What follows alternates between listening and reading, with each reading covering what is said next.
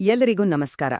ಶಿಕ್ಷಣ ಅಂದ್ರೆ ಅದು ನಮ್ಮ ಸಮಾಜದ ಭವಿಷ್ಯವನ್ನೇ ರೂಪಿಸೋ ಒಂದು ದೊಡ್ಡ ಶಕ್ತಿ ಅಂತ ಹೇಳ್ತೀವಿ. ಆದ್ರೆ ಈ ಶಕ್ತಿ ಬರೀ ಸ್ಕೂಲ್ ಕ್ಲಾಸ್‌ರೂಮ್‌ಗಳಲ್ಲಿ ಮಾತ್ರ ಇದೆಯಾ? ಖಂಡಿತ ಇಲ್ಲ. ಅದು ನಮ್ಮೆಲ್ಲರ ಕೈಯಲ್ಲಿದೆ, ನಮ್ಮ ಸಮುದಾಯಗಳಲ್ಲಿದೆ. ಹಾಗಾದ್ರೆ ಬನ್ನಿ, ಇವತ್ತಿನ ನಮ್ಮ ಈ ಚರ್ಚೆಯಲ್ಲಿ ಶಿಕ್ಷಣವನ್ನ ಒಂದು ಸಮುದಾಯದ ಆಂದೋಲನವನ್ನಾಗಿ ಹೇಗೆ ಮಾಡಬಹುದು ಅಂತ ನೋಡೋಣ. ನೆಲ್ಸನ್ ಮಂಡೇಲಾ ಅವರ ಈ ಮಾತಿದೆಯಲ್ಲ, ಇದು ಶಿಕ್ಷಣದ ನಿಜವಾದ ಪವರ್ ಏನು ಅಂತ ನಮ್ಗೆಲ್ಲರಿಗೂ ತೋರಿಸುತ್ತೆ. ನೋಡಿ, ಶಿಕ್ಷಣ ಅಂದ್ರೆ ಬರೀ ಅಕ್ಷರ ಕಲಿಯೋದಲ್ಲ, ಅದು ಅವಕಾಶಗಳ ಬಾಗಲನ್ನೇ ತೆರೆಯುತ್ತೆ, ನಮ್ಮ ಯೋಚನಾ ಲಹರಿಯನ್ನೇ ಬದಲಾಯಿಸುತ್ತೆ. ಇದೊಂದು ರೀತಿ ಬದಲಾವಣೆಯ ಬೀಜ ಇದ್ದಾಗೆ. ಸೊ ಈ ಒಂದು ಸ್ಫೂರ್ತಿದಾಯಕ ಯೋಚನೆಯೊಂದಿಗೆ ನಮ್ಮ ಇವತ್ತಿನ ಮಾತುಕತೆಯನ್ನ ಶುರು ಮಾಡೋಣ. ಇವ್ರೇ ನೋಡಿ, ಟೀಚರ್ ಥೆರೇಸಾ. ಇವರ ಕಣ್ಣುಗಳಲ್ಲಿ ಒಂದು ದೊಡ್ಡ ಕನಸಿದೆ. ಅದೇನಪ್ಪಾ ಅಂದ್ರೆ, ಪ್ರತಿಯೊಂದು ಮಗುವಿಗೂ ಅದು ಎಲ್ಲೇ ಇರ್ಲಿ, ಎಂಥ ಪರಿಸ್ಥಿತಿಯಲ್ಲೇ ಇರ್ಲಿ, ಒಂದು ಒಳ್ಳೆ ಕ್ವಾಲಿಟಿ ಎಜುಕೇಷನ್ ಸಿಗ್ಬೇಕು ಅನ್ನೋದು. ಆದ್ರೆ ನಮ್ಮ ಗ್ರಾಮೀಣ ಭಾರತದಲ್ಲಿ ಈ ಕನಸು ನನಸಾಗೋದು ಅಷ್ಟು ಸುಲಭನಾ? ಇದಕ್ಕೆ ಯಾವೆಲ್ಲ ಸವಾಲುಗಳಿವೆ? ಬನ್ನಿ, ಅವರ ದೃಷ್ಟಿಕೋನದಿಂದಲೇ ಈ ಸಮಸ್ಯೆಯನ್ನ ಅರ್ಥ ಮಾಡ್ಕೊಳ್ಳೋ ಪ್ರಯತ್ನ ಮಾಡೋಣ. ಶಿಕ್ಷಣದ ಕೊರತೆ ಎನ್ನೋದು ಬರೀ ನಂಬರ್ಸ್ ಅಲ್ಲ, ಅಂಕಿಅಂಶದ ಆಟವಲ್ಲ. ಅದು ಜನರ ಜೀವನದ ಮೇಲೆ, ಅವರ ದಿನನಿತ್ಯದ ಬದುಕಿನ ಮೇಲೆ ಡೈರೆಕ್ಟ್ ಆಗಿ ಪರಿಣಾಮ ಬೀರುತ್ತೆ. ಇದನ್ನ ಚೆನ್ನಾಗಿ ಅರ್ಥ ಮಾಡ್ಕೊಳ್ಳಕ್ಕೆ ಬನ್ನಿ ಒಂದು ಹಳ್ಳಿಯ ಕಥೆಯನ್ನ ಹತ್ತಿರದಿಂದ ನೋಡೋಣ. ಪರಿಚಯ ಮಾಡ್ಕೊಡ್ತೀನಿ. ಇವರೇ ರಮೇಶ್. ಯೂನಿವರ್ಸಿಟಿಯಿಂದ ವಾಪಸ್ ಬಂದ ಈ ಯುವಕ ತಾನು ಕಲಿತ ಶಿಕ್ಷಣದ ಬೆಳಕನ್ನ ತನ್ನ ಹಳ್ಳಿಗೂ ತರಬೇಕು ಅಂತ ಹೊರಡ್ತಾನೆ. ಯಾಕಂದ್ರೆ ಅವನಿಗೆ ಗೊತ್ತಿತ್ತು, ನಿಜವಾದ ಬದಲಾವಣೆ ಆಗ್ಬೇಕಿದ್ರೆ ಅದು ತನ್ನದೇ ಜನರಿಂದ, ತನ್ನದೇ ಸಮುದಾಯದಿಂದ ಶುರುವಾಗ್ಬೇಕು ಅಂತ. ಅವನ ಈ ಒಂದು ಸಣ್ಣ ಪ್ರಯತ್ನ ಅಲ್ಲಿನ ಜನರ ಜೀವನದಲ್ಲಿ ಎಂಥ ದೊಡ್ಡ ಬದಲಾವಣೆ ತಂತು ಗೊತ್ತಾ?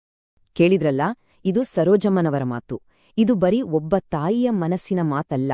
ಶಿಕ್ಷಣ ಅನ್ನೋದು ಒಂದು ತಲೆಮಾರಿನಿಂದ ಇನ್ನೊಂದು ತಲೆಮಾರಿಗೆ ಹೇಗೆ ಒಂದು ಭರವಸೆಯನ್ನ, ಒಂದು ಬಾಂಧವ್ಯವನ್ನ ತಗೊಂಡು ಹೋಗುತ್ತೆ ಅನ್ನೋದಕ್ಕೆ ಇದೊಂದು ಅದ್ಭುತ ಸಾಕ್ಷಿ ಅಲ್ವಾ? ಸಾಕ್ಷರತೆ ಅನ್ನೋದು ಫ್ಯಾಮಿಲಿ ಬಾಂಡಿಂಗ್ ಅನ್ನ ಹೇಗೆ ಸ್ಟ್ರಾಂಗ್ ಮಾಡುತ್ತೆ ಅನ್ನೋದಕ್ಕೆ ಇದಕ್ಕಿಂತ ಒಳ್ಳೆ ಉದಾಹರಣೆ ಬೇಕಾ ಹೇಳಿ? ಹಾಗೆಯೇ ಸುರೇಶಪ್ಪನವರ ಈ ಮಾತುಗಳನ್ನೊಮ್ಮೆ ಕೇಳಿ. ಸಾಕ್ಷರತೆ ಅಂದ್ರೆ ಬರೀ ಅಕ್ಷರಜ್ಞಾನ ಅಷ್ಟೇ ಅಲ್ಲ, ಅದು ಸ್ವಾಭಿಮಾನ ಮತ್ತೆ ಆತ್ಮವಿಶ್ವಾಸದ ಸಂಕೇತ. ಬೇರೆಯವರ ಮೇಲೆ ಡಿಪೆಂಡ್ ಆಗದೆ ತಮ್ಮ ಕೆಲ್ಸವನ್ನ ತಾವೇ ಮಾಡ್ಕೊಳ್ಳೋ ಸ್ವಾತಂತ್ರ್ಯವನ್ನ ಅದು ಕೊಡುತ್ತೆ. ಇದು ದಿನನಿತ್ಯದ ಜೀವನದಲ್ಲಿ ಎಷ್ಟು ದೊಡ್ಡ ಬದಲಾವಣೆ ತರಬಹುದು ಅಲ್ವಾ? ಸರಿ, ಸರೋಜಮ್ಮ ಮತ್ತು ಸುರೇಶಪ್ಪನವರ ಕಥೆಗಳು ನಮಗೆ ಸಮಸ್ಯೆಯ ಒಂದು ಮುಖವನ್ನಷ್ಟೇ ತೋರಿಸುತ್ತೆ. ವೈಯಕ್ತಿಕ ಮಟ್ಟದಲ್ಲಿ ಇದರ ಪರಿಣಾಮ ಏನು ಅಂತ ಗೊತ್ತಾಯ್ತು. ಈಗ ಈ ಸಮಸ್ಯೆಯ ಸ್ಕೇಲ್ ಎಷ್ಟು ದೊಡ್ಡದಿದೆ ಅಂದರೆ, ರಾಷ್ಟ್ರ ಮಟ್ಟದಲ್ಲಿ ಈ ಚಿತ್ರಣ ಹೇಗಿದೆ ಅನ್ನೋದನ್ನೊಮ್ಮೆ ನೋಡೋಣ. ಈ ನಂಬರ್ಸ್ ನೋಡಿ, ಒಂದು ಕ್ಲಿಯರ್ ಪಿಕ್ಚರ್ ಸಿಗುತ್ತೆ. ಜಾಗತಿಕವಾಗಿ ಅಂದ್ರೆ ಗ್ಲೋಬಲ್ ಲಿಟ್ರಸಿ ರೇಟ್ 86.2% ಇದೆ.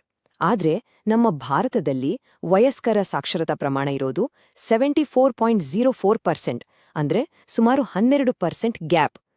ಈ ಗ್ಯಾಪ್ ಕೇವಲ ಒಂದು ಸಂಖ್ಯೆ ಅಲ್ಲ, ಇದರ ಹಿಂದೆ ಲಕ್ಷಾಂತರ ಜನರ ಕನಸುಗಳು, ಅವಕಾಶಗಳು, ಭರವಸೆಗಳೆಲ್ಲ ಅಡಗಿದೆ. ಈ ಅಂತರವನ್ನ ಕಡಿಮೆ ಮಾಡೋದೇ ನಮ್ಮ ಮುಂದಿರೋ ದೊಡ್ಡ ಚಾಲೆಂಜ್. ಈ ಅಸಮಾನತೆ ಎಲ್ಲಿಕ್ಕಿಂತ ಹೆಚ್ಚಾಗಿ ಎಲ್ಲಿ ಕಾಣಿಸುತ್ತೆ ಗೊತ್ತಾ?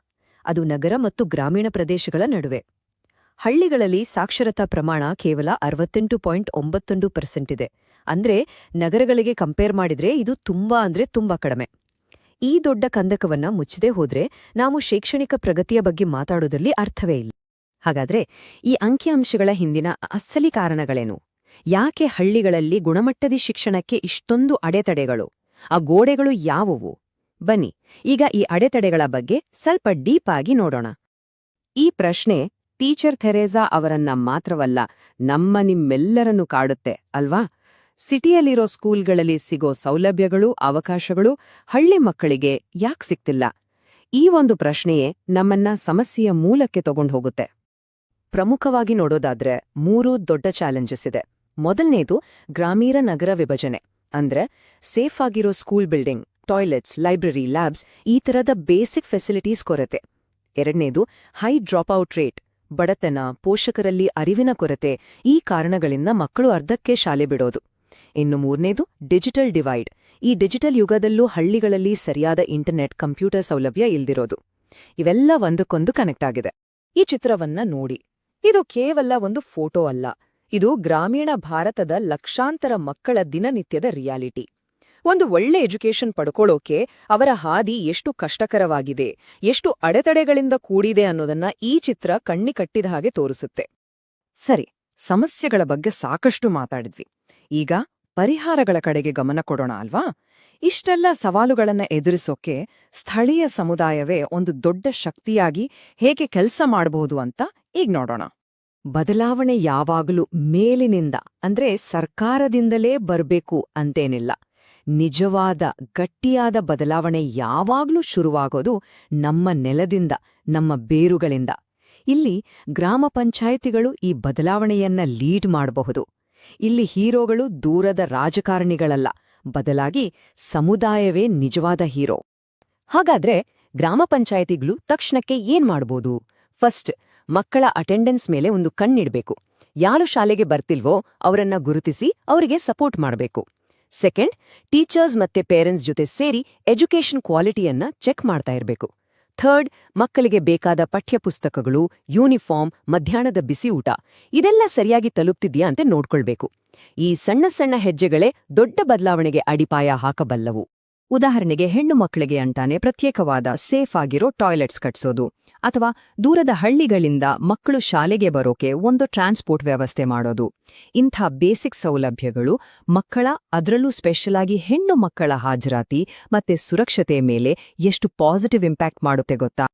ಈ ಪರಿಹಾರಗಳೆಲ್ಲ ಬರೀ ಪೇಪರ್ ಮೇಲಿರೋ ಮಾತುಗಳಲ್ಲ, ಇವುಗಳನ್ನ ನಿಜ ಜೀವನದಲ್ಲಿ ಕಾರ್ಯರೂಪಕ್ಕೆ ತರಬಹುದು. ಇದಕ್ಕೆ ಒಂದು ರಿಯಲ್ ಲೈಫ್ ಎಕ್ಸಾಂಪಲ್ ಕೂಡ ಇದೆ. ಬನ್ನಿ ಅದನ್ನ ನೋಡೋಣ. ಹಾಗೆ ಈ ಕನಸನ್ನ ನನಸಾಗ್ಸೋಕೆ ಬೇರೆ ಯಾವೆಲ್ಲ ದಾರಿಗಳಿವೆ ಅಂತಾನೂ ಚರ್ಚೆ ಮಾಡೋಣ. ನೋಡಿ, ಈ ಗುರಿ ಕೇವಲ ಒಂದು ಕನಸಲ್ಲ, ಇದು ವಾಸ್ತವ. ದೆಹಲಿಯ ಸರ್ಕಾರಿ ಶಾಲೆಗಳು ಇದನ್ನ ಆಲ್ರೆಡಿ ಮಾಡಿ ತೋರಿಸಿವೆ. ಒಂದು ಸ್ಟ್ರಾಂಗ್ ಪೊಲಿಟಿಕಲ್ ವಿಲ್ ಇದ್ರೆ, ಜೊತೆಗೆ ಸಮುದಾಯದ ಸಹಭಾಗಿತ್ವ ಸೇರಿದ್ರೆ, ನಮ್ಮ ಪಬ್ಲಿಕ್ ಎಜುಕೇಷನ್ ಸಿಸ್ಟಮ್ ಅನ್ನ ಹೇಗೆ ಟ್ರಾನ್ಸ್ಫಾರ್ಮ್ ಮಾಡ್ಬೋದು ಅನ್ನೋದಕ್ಕೆ ಇದೊಂದು ಬೆಸ್ಟ್ ಎಕ್ಸಾಂಪಲ್. ಹಾಗಾದ್ರೆ ಅವರ ಸಕ್ಸೆಸ್ ರೇಟ್ ಎಷ್ಟಿದೆ? ಈ ನಂಬರ್ ನೋಡಿ, 98%. ಹೌದು, 98%. ಇದು ದೆಹಲಿಯ ಸರ್ಕಾರಿ ಶಾಲೆಗಳಲ್ಲಿ 12ನೇ ಕ್ಲಾಸ್ ವಿದ್ಯಾರ್ಥಿಗಳ ಪಾಸಿಂಗ್ ಪರ್ಸೆಂಟೇಜ್. ಇದು ಅವರ ಕಮಿಟ್ಮೆಂಟ್, ಅವರ ಸುಧಾರಣೆಗಳು ಮತ್ತೆ ಅವರ ಪರಿಶ್ರಮಕ್ಕೆ ಸಿಕ್ಕ ಫಲ. ಯೋಚನೆ ಮಾಡಿ, ದೆಹಲಿಯಲ್ಲಿ ಇದು ಸಾಧ್ಯವಾಗುತ್ತೆ ಅಂದ್ರೆ ನಮ್ಮ ಬೇರೆ ಕಡೆ ಯಾಕೆ ಸಾಧ್ಯವಿಲ್ಲ? ಸರಿ, ಗ್ರಾಮ ಪಂಚಾಯಿತಿಗಳು ಈ ಕೆಲ್ಸವನ್ನೆಲ್ಲ ಮಾಡಕ್ಕೆ ದುಡ್ಡೆಲ್ಲಿಂದ ಬರುತ್ತೆ ಅನ್ನೋ ಪ್ರಶ್ನೆ ಬರಬಹುದು. ಅದಕ್ಕೂ ಉತ್ತರಗಳಿವೆ. ಸರ್ವಶಿಕ್ಷಣ ಅಭಿಯಾನ್ ಅಂದ್ರೆ SSA, national skill development programme ಅಂದ್ರೆ NSDP, ಮತ್ತೆ national digital literacy mission NDLM. ಈ ಥರದ ಹಲವಾರು ಕೇಂದ್ರ ಸರ್ಕಾರದ ಯೋಜನೆಗಳು ಇಂಥ ಪ್ರಯತ್ನಗಳಿಗೆ ಫೈನಾನ್ಷಿಯಲ್ ಸಪೋರ್ಟ್ ಕೊಡುತ್ತೆ. ಈ ಒಂದು ಆಶಾದಾಯಕ ಚಿತ್ರದೊಂದಿಗೆ ನಮ್ಮ ಇವತ್ತಿನ ವಿಶ್ಲೇಷಣೆಯ ಕೋರ್ ಮೆಸೇಜ್ ಅನ್ನ ನೆನ್ಪಿಸ್ಕೊಳ್ಳೋಣ. ಶಿಕ್ಷಣ ಅನ್ನೋದು ಬರೀ ಖರ್ಚಲ್ಲ, ಅದು ನಮ್ಮ ಯುವಜನತೆಯಲ್ಲಿ, ನಮ್ಮ ಮುಂದಿನ ಪೀಳಿಗೆಯಲ್ಲಿ ನಾವು ಮಾಡೋ ಅತ್ಯುತ್ತಮ ಇನ್ವೆಸ್ಟ್ಮೆಂಟ್. ಮತ್ತೆ ಈ ಹೂಡಿಕೆಯೇ ನಮ್ಮ ದೇಶದ ಭವಿಷ್ಯವನ್ನ ಡಿಸೈಡ್ ಮಾಡುತ್ತೆ. ಕೊನೆಯದಾಗಿ ಈ ಒಂದು ಪ್ರಶ್ನೆಯೊಂದಿಗೆ ನಮ್ಮ ಈ ಚರ್ಚೆಯನ್ನ ಮುಗಿಸೋಣ. ನಮ್ಮ ಯುವಜನತೆಯೇ ನಮ್ಮ ದೇಶದ ಅತಿ ದೊಡ್ಡ ಆಸ್ತಿ. ಅವರನ್ನ ಎಂಪವರ್ ಮಾಡಲು, ಅವರ ಕನಸುಗಳಿಗೆ ರೆಕ್ಕೆ ಕೊಡಲು ಒಬ್ಬ ವ್ಯಕ್ತಿಯಾಗಿ ಮತ್ತೆ ಒಂದು ಸಮುದಾಯವಾಗಿ ನಾವೇನ್ ಮಾಡ್ತಿದೀವಿ? ಈ ಪ್ರಶ್ನೆ ನಮ್ಮೆಲ್ಲರನ್ನೂ ಯೋಚನೆಗೆ ಹಚ್ಚಲಿ.